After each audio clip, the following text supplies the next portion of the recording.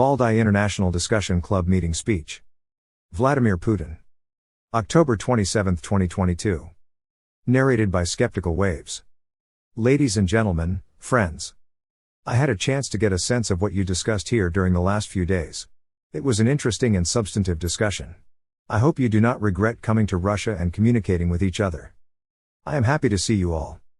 We have used the Valdai Club platform to discuss, more than once, the major and serious shifts that have already taken place and are taking place around the world, the risks posed by the degradation of global institutions, the erosion of collective security principles and the substitution of rules for international law. I was tempted to say we are clear about who came up with these rules, but, perhaps, that would not be an accurate statement. We have no idea whatsoever who made these rules up, what these rules are based on, or what is contained inside these rules. It looks like we are witnessing an attempt to enforce just one rule whereby those in power, we were talking about power, and I am now talking about global power, could live without following any rules at all and could get away with anything. These are the rules that we hear them constantly, as people say, harping on, that is, talking about them incessantly. The Valdai discussions are important because a variety of assessments and forecasts can be heard here. Life always shows how accurate they were, since life is the sternest and the most objective teacher. So, life shows how accurate our previous year's projections were. Alas, events continue to follow a negative scenario, which we have discussed more than once during our previous meetings. Moreover, they have morphed into a major system-wide crisis that impacted, in addition to the military-political sphere, the economic and humanitarian spheres as well. The so-called West, which is, of course, a theoretical construct since it is not united and clearly is a highly complex conglomerate, but I will still say that the West has taken a number of steps in recent years and especially in recent months that are designed to escalate the situation. As a matter of fact, they always seek to aggravate matters, which is nothing new, either. This includes the stoking of war in Ukraine, the provocations around Taiwan, and the destabilization of the global food and energy markets. To be sure, the latter was, of course, not done on purpose, there is no doubt about it. The destabilization of the energy market resulted from a number of systemic missteps made by the Western authorities that I mentioned above. As we can see now, the situation was further aggravated by the destruction of the pan-European gas pipelines. This is something otherworldly altogether, but we are nevertheless witnessing these sad developments. Global power is exactly what the so-called West has at stake in its game. But this game is certainly dangerous, bloody and, I would say, dirty. It denies the sovereignty of countries and peoples, their identity and uniqueness, and tramples upon other states' interests. In any case, even if denial is not the word used, they are doing it in real life. No one, except those who create these rules I have mentioned, is entitled to retain their identity. Everyone else must comply with these rules. In this regard, let me remind you of Russia's proposals to our Western partners to build confidence and a collective security system. They were once again tossed in December 2021. However, sitting things out can hardly work in the modern world. He who sows the wind will reap the whirlwind, as the saying goes. The crisis has indeed taken on a global dimension and has impacted everyone. There can be no illusions about this. Humankind is at a fork in the road, either keep accumulating problems and eventually get crushed under their weight, or work together to find solutions, even imperfect ones, as long as they work, that can make our world a more stable and safer place. You know, I have always believed in the power of common sense. Therefore, I am convinced that sooner or later both the new centers of the multipolar international order and the West will have to start a dialogue on an equal footing about a common future for us all, and the sooner the better, of course. In this regard, I will highlight some of the most important aspects for all of us. Current developments have overshadowed environmental issues. Strange as it may seem, this is what I would like to speak about first today. Climate change no longer tops the agenda. But that fundamental challenge has not gone away, it is still with us, and it is growing. The loss of biodiversity is one of the most dangerous consequences of disrupting the environmental balance. This brings me to the key point all of us have gathered here for. Is it not equally important to maintain cultural, social, political and civilizational diversity? At the same time, the smoothing out and erasure of all and any differences is essentially what the modern West is all about. What stands behind this? First of all, it is the decaying creative potential of the West and a desire to restrain and block the free development of other civilizations. There is also an openly mercantile interest, of course. By imposing their values, consumption habits and standardization on others, our opponents, I will be careful with words, are trying to expand markets for their products. The goal on this track is, ultimately, very primitive. It is notable that the West proclaims the universal value of its culture and worldview. Even if they do not say so openly, which they actually often do, they behave as if this is so, that it is a fact of life, and the policy they pursue is designed to show that these values must be unconditionally accepted by all other members of the international community. I would like to quote from Alexander Solzhenitsyn's famous Harvard commencement address delivered in 1978. He said that typical of the West is a continuous blindness of superiority, and it continues to this day, which upholds the belief that vast regions everywhere on our planet should develop and mature to the level of present-day Western systems. He said this in 1978. Nothing has changed. Over the nearly 50 years since then, the blindness about which Solzhenitsyn spoke and which is openly racist and neocolonial, has acquired especially distorted forms, in particular, after the emergence of the so-called unipolar world. What am I referring to? Belief in one's infallibility is very dangerous. It is only one step away from the desire of the infallible to destroy those they do not like, or as they say, to cancel them. Just think about the meaning of this word. Even at the very peak of the Cold War, the peak of the confrontation of the two systems, ideologies and military rivalry, it did not occur to anyone to deny the very existence of the culture, art, and science of other peoples, their opponents. It did not even occur to anyone. Yes, certain restrictions were imposed on contacts in education, science, culture, and, unfortunately, sports. But nonetheless, both the Soviet and American leaders understood that it was necessary to treat the humanitarian area tactfully, studying and respecting your rival, and sometimes even borrowing from them in order to retain a foundation for sound, productive relations at least for the future. And what is happening now? At one time, the Nazis reached the point of burning books, and now the Western guardians of liberalism and progress have reached the point of banning Dostoevsky and Tchaikovsky. The so-called cancel culture, and in reality, as we said many times, the real cancellation of culture is eradicating everything that is alive and creative and stifles free thought in all areas, be it economics, politics or culture. Today, liberal ideology itself has changed beyond recognition. If initially, classic liberalism was understood to mean the freedom of every person to do and say as they pleased, in the 20th century the liberals started saying that the so-called open society had enemies and that the freedom of these enemies could and should be restricted if not cancelled. It has reached the absurd point where any alternative opinion is declared subversive propaganda and a threat to democracy. Whatever comes from Russia is all branded as Kremlin intrigues. But look at yourselves. Are we really so all-powerful?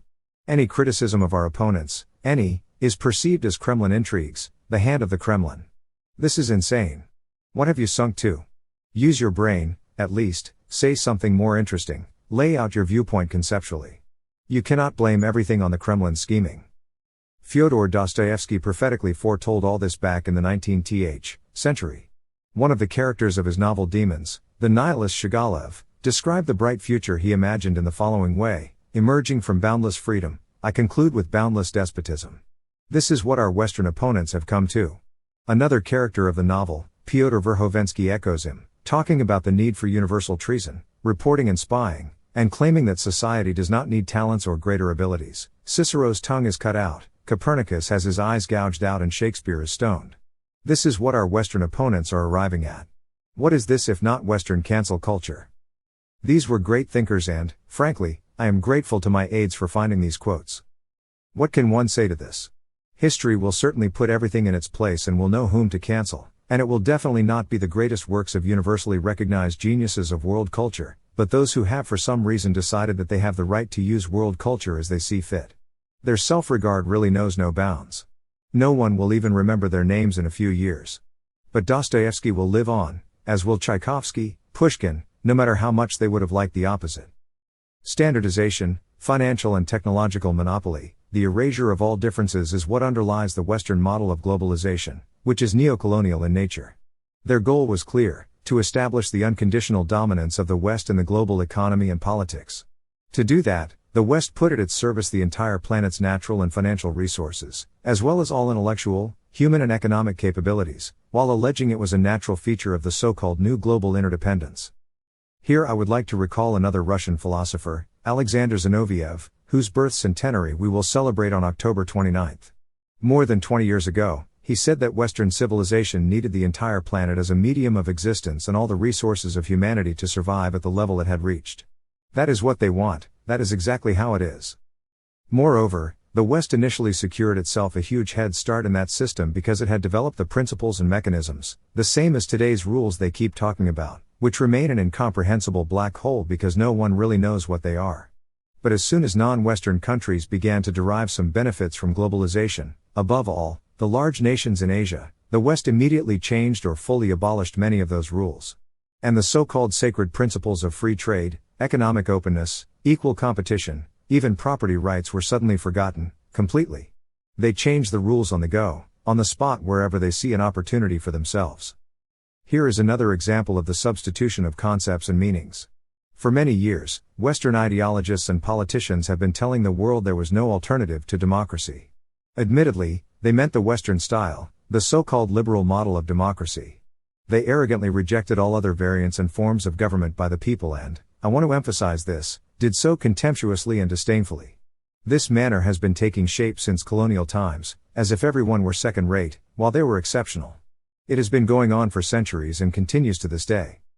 So currently, an overwhelming majority of the international community is demanding democracy in international affairs and rejecting all forms of authoritarian dictate by individual countries or groups of countries. What is this if not the direct application of democratic principles to international relations? What stance has the civilized West adopted? If you are Democrats, you are supposed to welcome the natural desire for freedom expressed by billions of people, but no. The West is calling it undermining the liberal rules-based order. It is resorting to economic and trade wars, sanctions, boycotts and color revolutions, and preparing and carrying out all sorts of coups. One of them led to tragic consequences in Ukraine in 2014. They supported it and even specified the amount of money they had spent on this coup. They have the cheek to act as they please and have no scruples about anything they do. They killed Soleimani, an Iranian general. You can think whatever you want about Soleimani, but he was a foreign state official. They killed him in a third country and assumed responsibility. What is that supposed to mean, for crying out loud? What kind of world are we living in? As is customary, Washington continues to refer to the current international order as liberal American style, but in fact, this notorious order is multiplying chaos every day and, I might even add, is becoming increasingly intolerant even towards the Western countries and their attempts to act independently. Everything is nipped in the bud, and they do not even hesitate to impose sanctions on their allies, who lower their heads in acquiescence. For example, the Hungarian M.P.'s July proposals to codify the commitment to European Christian values and culture in the Treaty on European Union were taken not even as an affront, but as an outright and hostile act of sabotage. What is that? What does it mean? Indeed, some people may like it, some not. Over 1,000 years, Russia has developed a unique culture of interaction between all world religions. There is no need to cancel anything, be it Christian values, Islamic values or Jewish values. We have other world religions as well. All you need to do is respect each other. In a number of our regions, I just know this firsthand, people celebrate Christian, Islamic, Buddhist and Jewish holidays together, and they enjoy doing so as they congratulate each other and are happy for each other. But not here. Why not? At least, they could discuss it. Amazing. Without exaggeration, this is not even a systemic, but a doctrinal crisis of the neoliberal American-style model of international order. They have no ideas for progress and positive development. They simply have nothing to offer the world, except perpetuating their dominance. I am convinced that real democracy in a multipolar world is primarily about the ability of any nation, I emphasize, any society or any civilization to follow its own path and organize its own socio-political system. If the United States or the EU countries enjoy this right, then the countries of Asia, the Islamic states, the monarchies of the Persian Gulf, and countries on other continents certainly have this right as well. Of course, our country, Russia, also has this right, and no one will ever be able to tell our people what kind of society we should be building and what principles should underlie it. A direct threat to the political, economic and ideological monopoly of the West lies in the fact that the world can come up with alternative social models that are more effective. I want to emphasize this, more effective today, brighter and more appealing than the ones that currently exist. These models will definitely come about. This is inevitable. By the way, U.S. political scientists and analysts also write about this.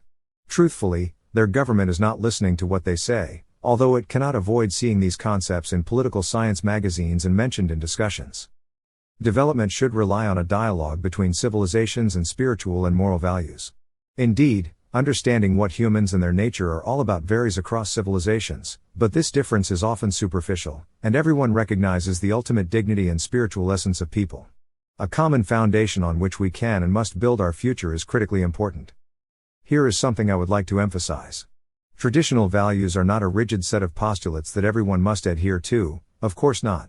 The difference from the so-called neoliberal values is that they are unique in each particular instance, because they stem from the traditions of a particular society, its culture and historical background. This is why traditional values cannot be imposed on anyone. They must simply be respected, and everything that every nation has been choosing for itself over centuries must be handled with care. This is how we understand traditional values, and the majority of humanity share and accept our approach. This is understandable, because the traditional societies of the East, Latin America, Africa, and Eurasia form the basis of world civilization. Respect for the ways and customs of peoples and civilizations is in everyone's interest. In fact, this is also in the interest of the West, which is quickly becoming a minority in the international arena as it loses its dominance. Of course, the Western minority's right to its own cultural identity, I want to emphasize this, must be ensured and respected, but, importantly, on an equal footing with the rights of every other nation. If the Western elites believe they can have their people and their societies embrace what I believe are strange and trendy ideas like dozens of genders or gay pride parades, so be it. Let them do as they please. But they certainly have no right to tell others to follow in their steps. We see the complicated demographic, political and social processes taking place in Western countries. This is, of course, their own business. Russia does not interfere in such matters and has no intention of doing so. Unlike the West, we mind our own business. But we are hoping that pragmatism will triumph in Russia's dialogue with the genuine, traditional West, as well as with other co-equal development centers, will become a major contribution to the construction of a multipolar world order. I will add that multipolarity is a real and, actually, the only chance for Europe to restore its political and economic identity. To tell the truth, and this idea is expressed explicitly in Europe today, Europe's legal capacity is very limited. I tried to put it mildly not to offend anyone. The world is diverse by nature, and Western attempts to squeeze everyone into the same pattern are clearly doomed. Nothing will come out of them. The conceited aspiration to achieve global supremacy and, essentially, to dictate or preserve leadership by dictate is really reducing the international prestige of the leaders of the Western world, including the United States, and increasing mistrust in their ability to negotiate in general. They say one thing today and another tomorrow, they sign documents and renounce them, they do what they want. There is no stability in anything. How documents are signed, what was discussed, what can we hope for, all this is completely unclear. Previously, only a few countries dared argue with America and it looked almost sensational, whereas now it has become routine for all manner of states to reject Washington's unfounded demands despite its continued attempts to exert pressure on everyone. This is a mistaken policy that leads nowhere. But let them, this is also their choice. I am convinced that the nations of the world will not shut their eyes to a policy of coercion that has discredited itself. Every time the West will have to pay a higher price for its attempts to preserve its hegemony. If I were a Western elite, I would seriously ponder this prospect. As I said, some political scientists and politicians in the United States are already thinking about it. In the current conditions of intense conflict, I will be direct about certain things. As an independent and distinctive civilization, Russia has never considered and does not consider itself an enemy of the West. Americophobia, Anglophobia, Francophobia, and Germanophobia are the same forms of racism as Russophobia or antisemitism, and, incidentally, xenophobia in all its guises. It is simply necessary to understand clearly that, as I have already said before, two Wests, at least two and maybe more but two at least, the West of traditional, primarily Christian values, freedom, patriotism, great culture and now Islamic values as well, a substantial part of the population in many Western countries follows Islam. This West is close to us in something. We share with it common, even ancient roots. But there is also a different West, aggressive, cosmopolitan, and neocolonial. It is acting as a tool of neoliberal elites. Naturally, Russia will never reconcile itself to the dictates of this West. In 2000, after I was elected president, I will always remember what I faced. I will remember the price we paid for destroying the den of terrorism in the North Caucasus, which the West almost openly supported at the time. We are all adults here, most of you present in this hall understand what I am talking about. We know that this is exactly what happened in practice: financial, political and information support. We have all lived through it. What is more, not only did the West actively support terrorists on Russian territory, but in many ways it nurtured this threat. We know this. Nevertheless, after the situation had stabilized, when the main terrorist gangs had been defeated, including, thanks to the bravery of the Chechen people, we decided not to turn back, not to play the offended, but to move forward, to build relations even with those who actually acted against us, to establish and develop relations with all who wanted them, based on mutual benefit and respect for one another. We thought it was in everyone's interest.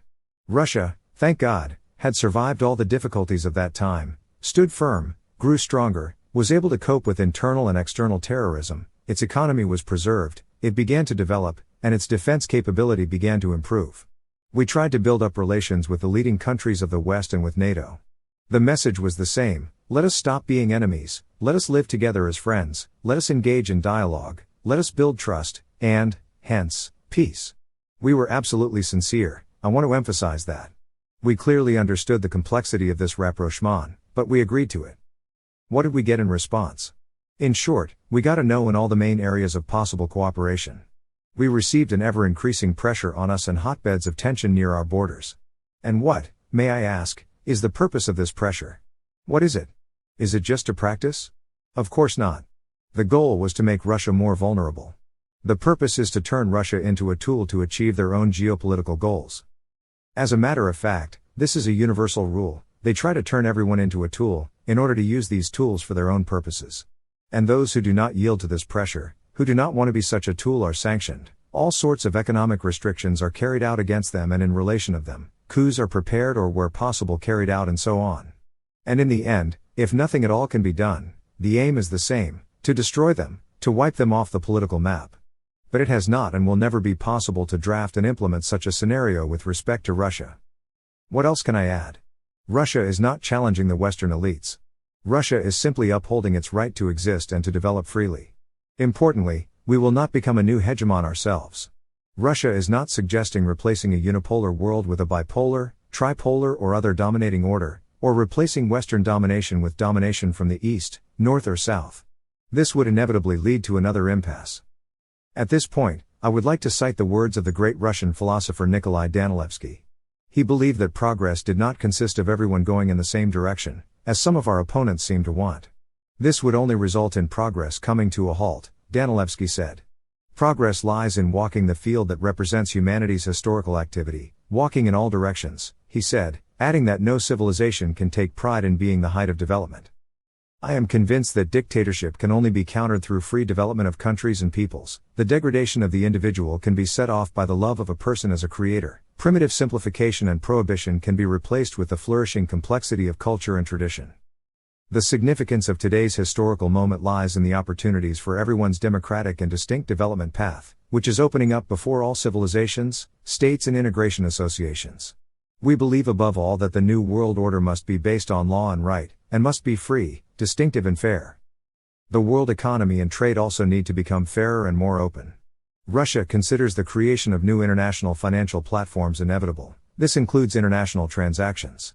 These platforms should be above national jurisdictions. They should be secure, depoliticized and automated, and should not depend on any single control center. Is it possible to do this or not? Of course it is possible. This will require a lot of effort. Many countries will have to pool their efforts, but it is possible. This rules out the possibility of abuse in a new global financial infrastructure. It would make it possible to conduct effective, beneficial and secure international transactions without the dollar or any of the so-called reserve currencies. This is all the more important, now that the dollar is being used as a weapon. The United States, and the West in general, have discredited the institution of international financial reserves.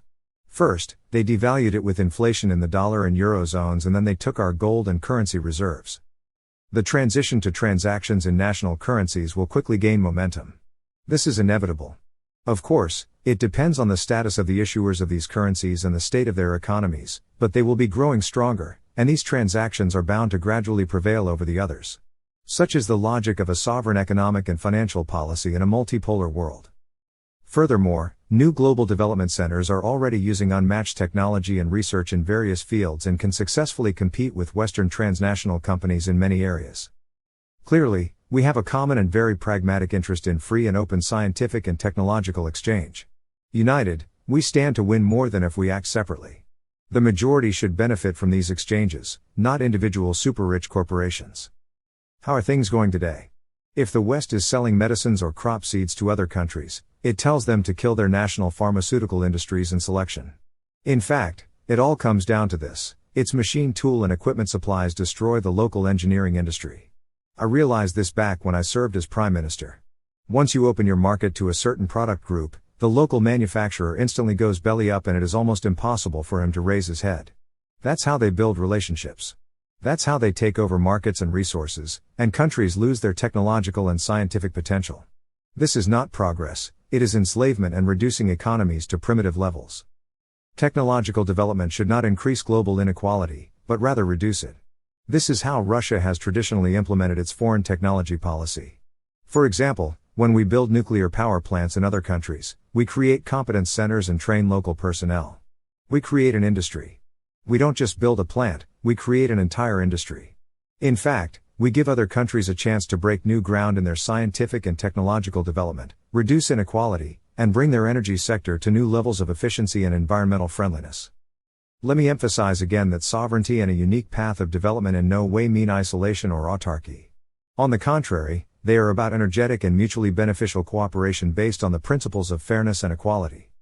If liberal globalization is about depersonalizing and imposing the Western model on the entire world, integration is, in contrast, about tapping the potential of each civilization for everyone to benefit. If globalism is dictate, which is what it comes down to eventually, integration is a team effort to develop common strategies that everyone can benefit from. In this regard, Russia believes it is important to make wider use of mechanisms for creating large spaces that rely on interaction between neighboring countries, whose economies and social systems, as well as resource bases and infrastructure, complement each other. In fact, these large spaces form the economic basis of a multipolar world order. Their dialogue gives rise to genuine unity in humanity, which is much more complex, unique and multidimensional than the simplistic ideas professed by some Western masterminds. Unity among humankind cannot be created by issuing commands such as do as I do or be like us. It is created with consideration for everyone's opinion and with a careful approach to the identity of every society and every nation. This is the principle that can underlie long-term cooperation in a multipolar world. In this regard, it may be worth revising the structure of the United Nations, including its Security Council, to better reflect the world's diversity. After all, much more will depend on Asia, Africa, and Latin America in tomorrow's world than is commonly believed today, and this increase in their influence is undoubtedly a positive development. Let me recall that the Western civilization is not the only one even in our common Eurasian space. Moreover, the majority of the population is concentrated in the east of Eurasia, where the centers of the oldest human civilizations emerged.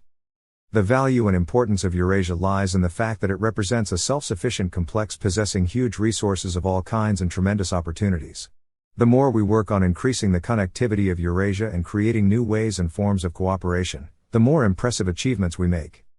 The successful performance of the Eurasian Economic Union, the fast growth of the authority and prestige of the Shanghai Cooperation Organization, the large-scale One Belt, One Road initiatives, plans for multilateral cooperation in building the North-South Transport Corridor and many other projects, are the beginning of a new era, new stage in the development of Eurasia. I am confident of this. Integration projects there do not contradict but supplement each other, of course, if they are carried out by neighboring countries in their own interests rather than introduced by outside forces with the aim of splitting the Eurasian space and turning it into a zone of bloc confrontation. Europe, the western extremity of the greater Eurasia, could also become its natural part. But many of its leaders are hampered by the conviction that the Europeans are superior to others, that it is beneath them to take part as equals in undertakings with others. This arrogance prevents them from seeing that they have themselves become a foreign periphery and actually turned into vassals, often without the right to vote. Colleagues, the collapse of the Soviet Union upset the equilibrium of the geopolitical forces. The West felt as a winner and declared a unipolar world arrangement, in which only its will, culture and interests had the right to exist. Now this historical period of boundless Western domination in world affairs is coming to an end. The unipolar world is being relegated into the past. We are at a historical crossroads. We are in for probably the most dangerous, unpredictable and at the same time most important decade since the end of World War II. The West is unable to rule humanity single-handedly and the majority of nations no longer want to put up with this. This is the main contradiction of the new era. To cite a classic, this is a revolutionary situation to some extent. The elites cannot and the people do not want to live like that any longer. This state of affairs is fraught with global conflicts or a whole chain of conflicts, which poses a threat to humanity, including the West itself. Today's main historical task is to resolve this contradiction in a way that is constructive and positive. The change of eras is a painful albeit natural and inevitable process. A future world arrangement is taking shape before our eyes. In this world arrangement, we must listen to everyone, consider every opinion, every nation, society, culture and every system of world outlooks, ideas and religious concepts, without imposing a single truth on anyone. Only on this foundation, understanding our responsibility for the destinies of nations and our planet, shall we create a symphony of human civilization. At this point, I would like to finish my remarks with expressing gratitude for the patience that you displayed while listening to them. Thank you very much.